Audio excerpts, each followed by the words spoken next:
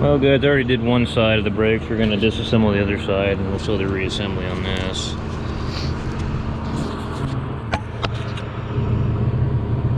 Okay, let's get these bolts loose here.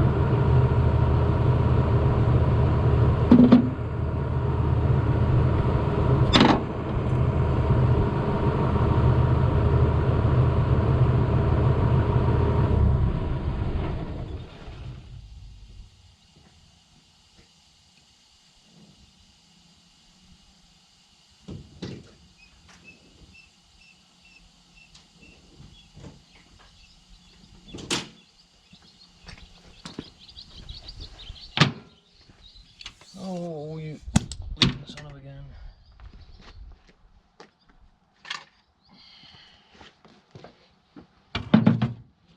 Let's clear off the spot on the bumper here.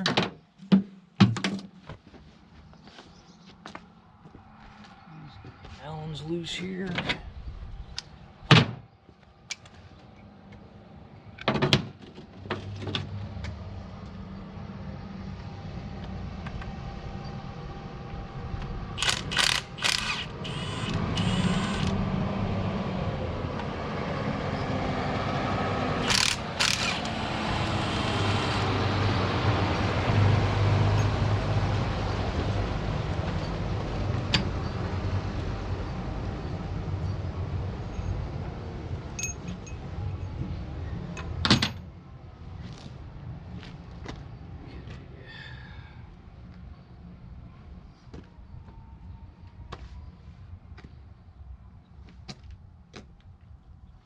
brake pack as one assembly.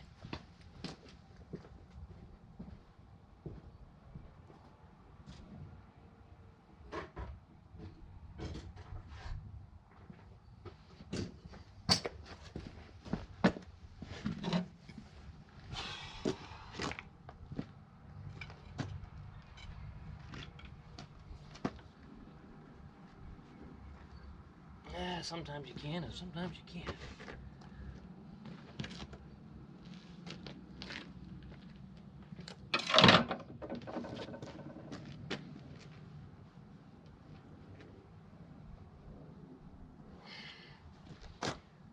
Being difficult.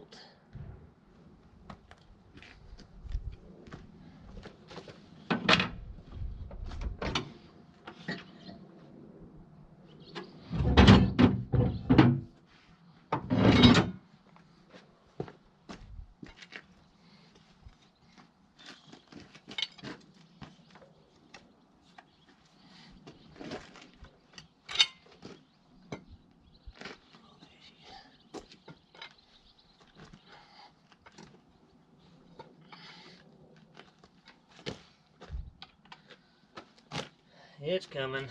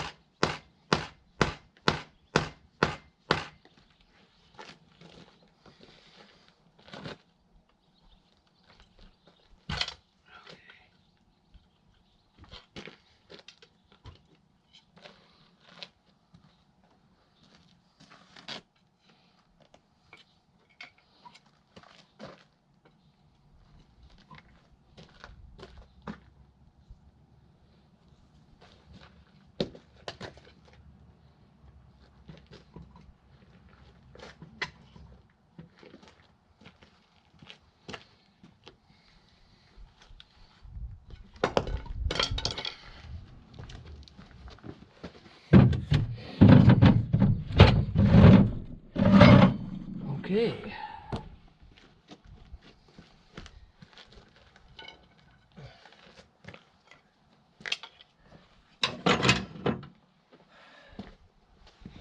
Put the camera right here.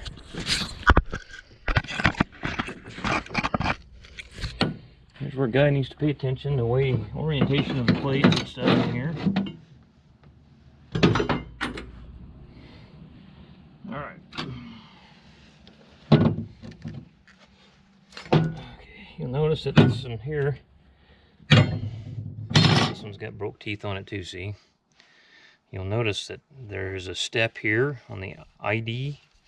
That's going to go down, and you'll notice that the teeth are kind of offset a little bit too.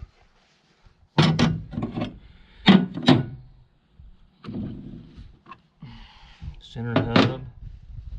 Alright. This is your thick one here. See how many teeth does it have busted off on it. That one doesn't have any. The frictions are non-directional. Okay, so then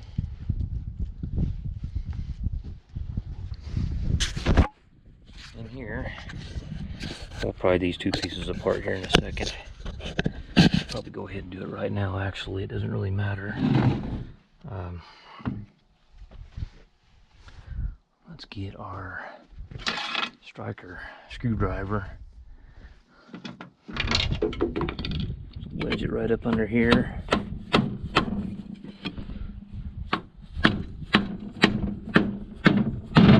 And pop your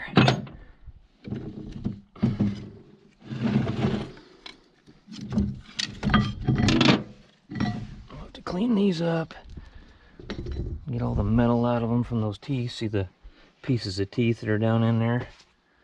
Okay, so this is your piston here. And we need an Allen. We'll zip all these out.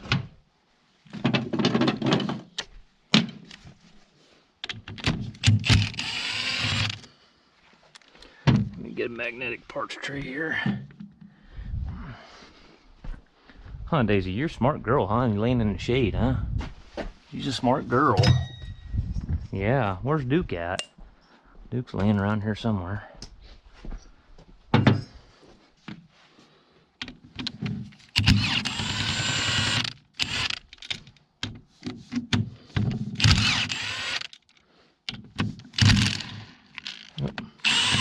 Battery's not making good contact.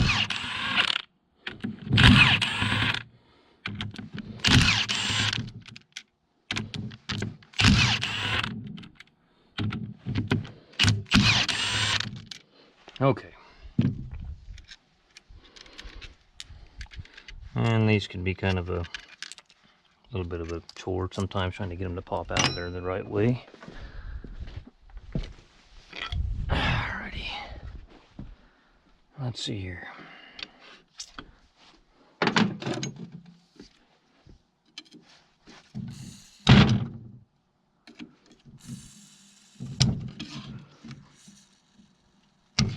This one's coming out better than the other side did.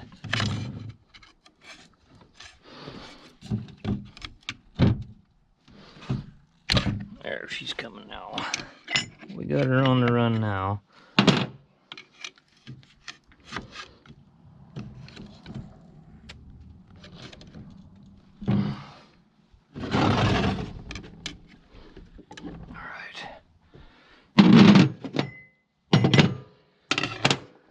Okay, I had a bucket here somewhere and it's not here now. I must have drained it and dumped it. Need to dump this oil out of there.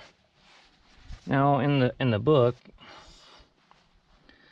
they tell you to pull this shaft out. Okay, I'm not going to do that because the only thing in the kit that comes with is this one O-ring right here and this brake kit that I've got. Okay, and if you're that worried about that one O-ring, I'm not. It's a real pain in the ass. I mean, you got to mark this cam to this shaft, and I've never really seen these leak, so I'm not worried about it really. Get rid of this O-ring here. That comes with the new O-ring in the kit. There's another one on the other side of it.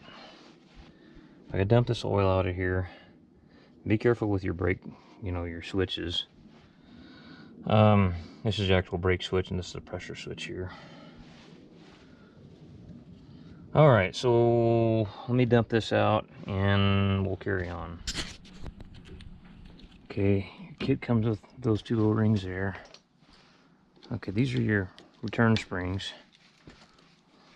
So if you wanted to pull I leave this alone usually unless I got a messed up rear end. I'll leave this, these are the lock bolts that hold this assembly inside. And if you were going to change your adjuster or something here, and there's some bushings in here too, that you can change, some center bushings, which don't come with the brake kit either. So there's no sense in taking it off if it's not in the kit, and there's nothing wrong with it. But these come in the kit, so I change them. But that's your side gear bearing preload adjuster right there, that ring right there.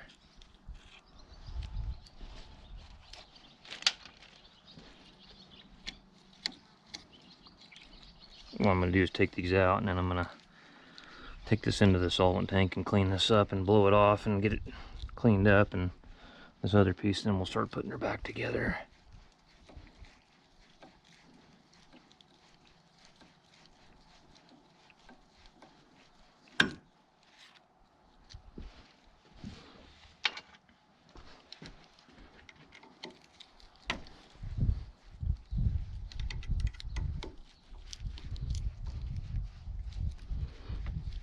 I like to do these by hand because these springs will shoot out of there and kind of control it a little better maybe.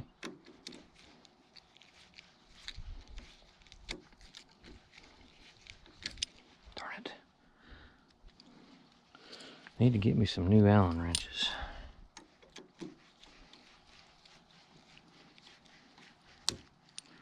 only got all the parts ordered for the 6400 John Deere engine rebuild this one. I still need to go in there and get the axle out of the front end, take it to the machine shop. Oh, they had so many updated bearings and stuff. What a nightmare trying to get all the bearings figured out. I ended up pulling main bearings and the thrust bearings too to get the numbers off of them to see what they sub to and all that stuff. And pain in the ass.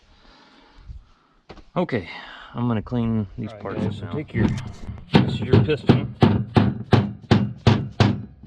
Get her apart here.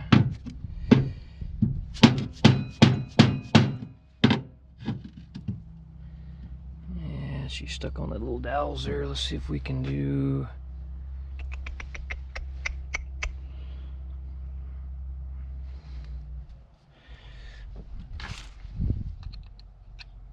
Peel your O-rings off there. You won't be using those again on the piston. I need a smaller O-ring pick or something to get in there.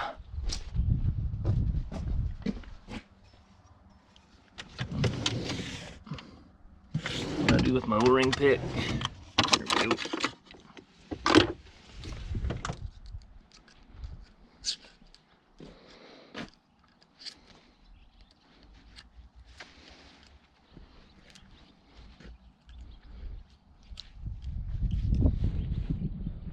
Alright.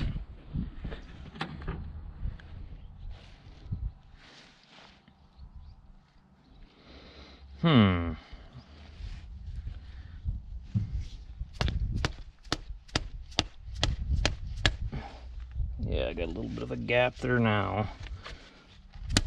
There she goes. You'll see what I'm talking about here in a minute.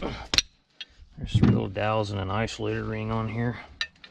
You just kind of got to work it off of there. Like so. That one there, you're not going to be reusing it. Let's throw it over there with the rest of it from the other side. You'll be reusing your piston and your isolator ring though.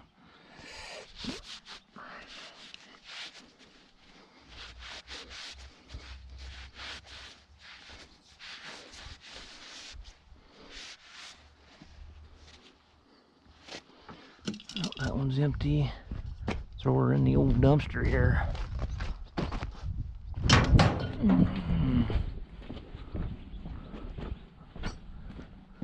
Well guys, now as good a time as any in the video here. You'll see here towards the end of the video, it's pretty obvious my mistake. I had to, thankfully, I got this rear end done a little bit before lunchtime, and as you see in the end of the video, lay the axle down on the ground, and I went to lunch and came back and decided that, you know what, let's get the John Deere, that 6400, tore the rest of the way down, get the axle out of it so I can get it loaded in the truck this afternoon, because, you know, the next day was going to be the 4th and I wasn't going to be working, so Friday morning when the machine shop opened, I could just run the front axle in, drop it off, and then get down here and go to work again.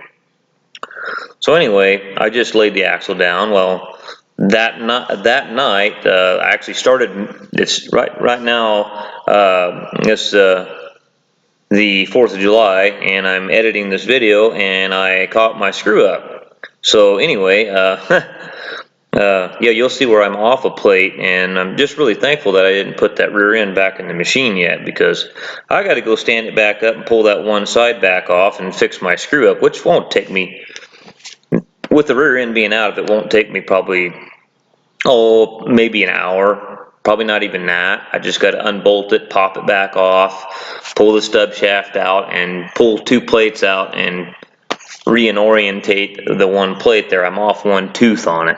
So sometimes these videos can be really good because you can catch your own screw ups sometimes, but even if I did have the rear end into it, it probably would have added another couple hours of work. I mean, that's one thing that's nice about these 580 series backhoes. They're pretty easy to work on. The rear ends are, especially if you got it at the shop where you got your forklift, it's just really quick and easy to get the rear ends out of them. It's nothing at all. That John Deere 710D that I did was way more intensive when I did the brakes on it. Just the way the rear end was in there and the braces and stuff they had on it, and it was more time consuming. But anyway, Yeah, you'll see where I screwed that up there. It's plain as day. But anyway, I got that axle out of that 6400 John Deere and got it back in the crane into the back of the truck there. And yeah, it was pretty bad. I couldn't really tell how bad the front pinhole was, but there was still a little bit of bushing in the top, but the bushing was clear gone in the bottom, you know, where all the weight is. And it didn't egg it out near as bad as the bottom pinhole, but it's going to take a little bit of welding and reboring too. So anyways, we're going to take it into the machine shop, drop it off Friday morning, and he said, I called him, he said, yeah, we'll weld it up and we'll line bore it and get it all straightened out. He said, the only thing he says, can you just get me a couple new pins so I can have some measurements? And so I got to call and get new pins, and I got all the other parts ordered for the 6400. So anyways, they're supposed to be in probably, they'll probably be in probably Tuesday or Wednesday, I'm thinking. So anyways, there's my screw up. You'll see it here later. All right, guys. So what I like to do on these is you know, get my spring retainers like I showed you there, get them all torqued in there, get this lubed up, and then what I like to do is then put my pry notch goes up.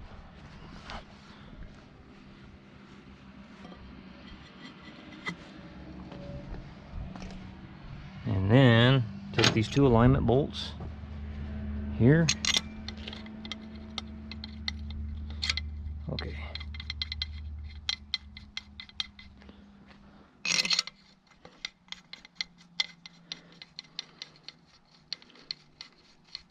Those are going to be torqued to 89 foot-pounds, but we're not going to do it just quite yet. Now, put your piston assembly in there. The book tells you to do it out there on the bumper. It just makes more sense to do it this way. Then everything stays lined up where it needs to be. Take your retainer, and you'll see the two little cutouts here. That's going to face the cam. But the bolts aren't long enough. You'll have to start one, kind of tap one side in.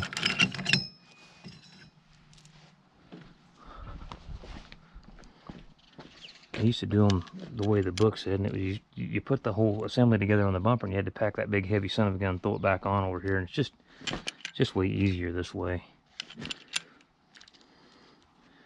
And there's just a lot of steps in the book that you don't, I mean, unless you're completely going through the differential and everything, you can. You know, they don't really have a section just for the brake pack itself. It's rebuilding the rear end. So a lot of the steps is not really applicable to what you're doing here. Okay, so tap her down like that.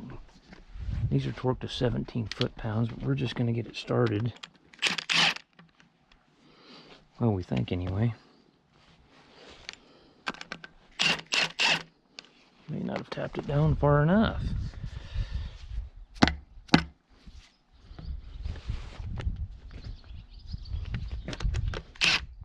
Alright, got one side started. Same thing on the other side. Now,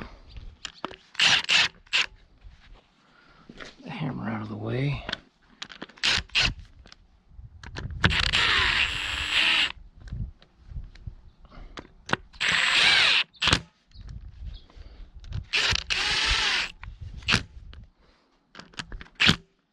Probably tighter than 17 foot-pounds. Let's turn the impact wrench down.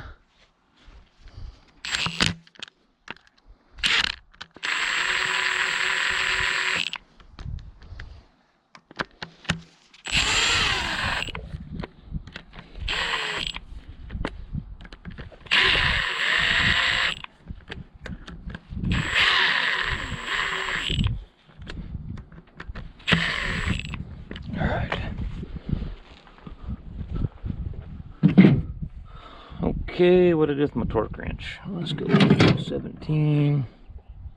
I already got her set at 17 for the last one I did.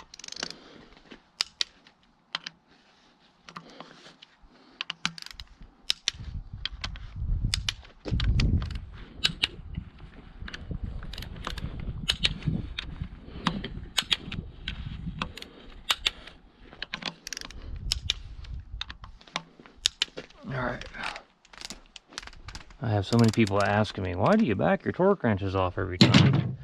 This style torque wrench has got a spring in there, and if you keep that spring collapsed all the time, you're making your spring weaker. So if you can back it off and relax that spring, you're not putting tension on it all the time. That way your torque wrenches stay calibrated longer.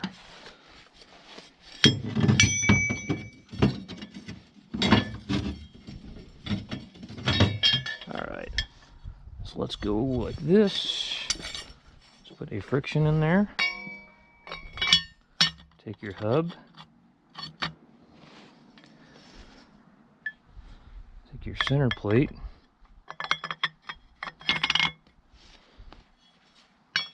Next disc. And this one's directional. You want the step going down.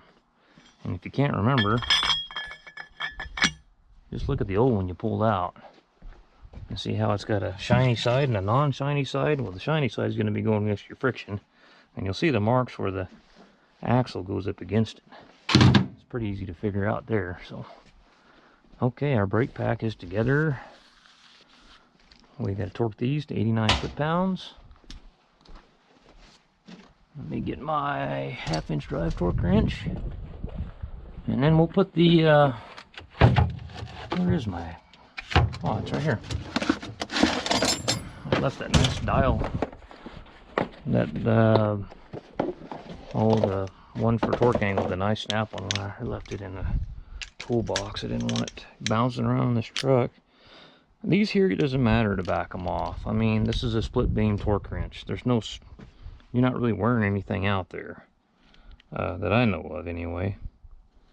Let's go to 89, 75, 80, 85. I'll just go to 90.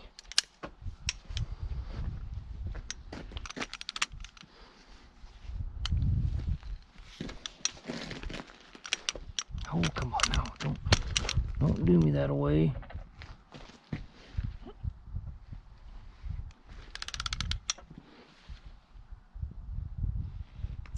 Okay.